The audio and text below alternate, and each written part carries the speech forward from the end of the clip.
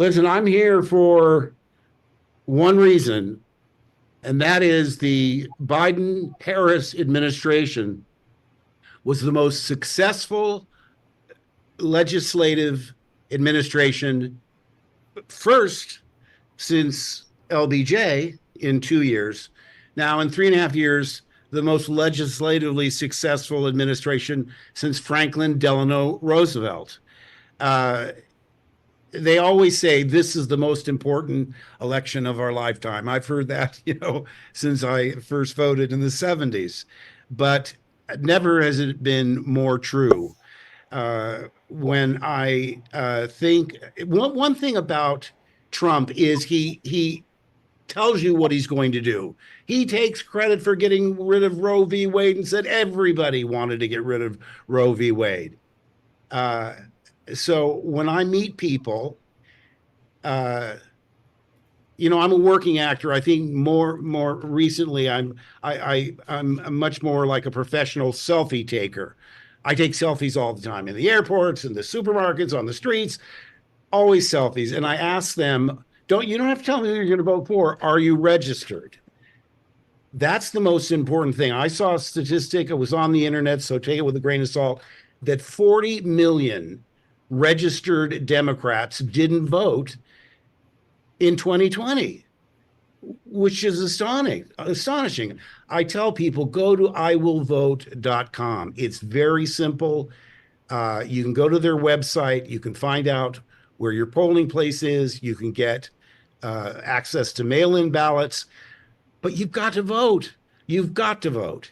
And I'm going to keep my remarks short because I've agreed with pretty much everything that has been said in the last couple of hours.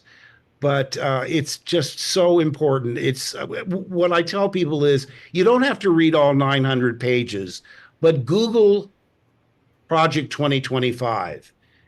It's more terrifying than anything that Edgar Allan Poe or Stephen King ever wrote. The idea of firing 50,000 civil servants and putting in loyalists who, the prerequisite is you have to believe that the 2020 election was stolen. It's just unthinkable that they're so forthcoming with what they want to do. Get rid of the Department of Education completely. They're going to try and remake what we know as democracy into an autocracy. It's no surprise that he idolizes Viktor Orban and the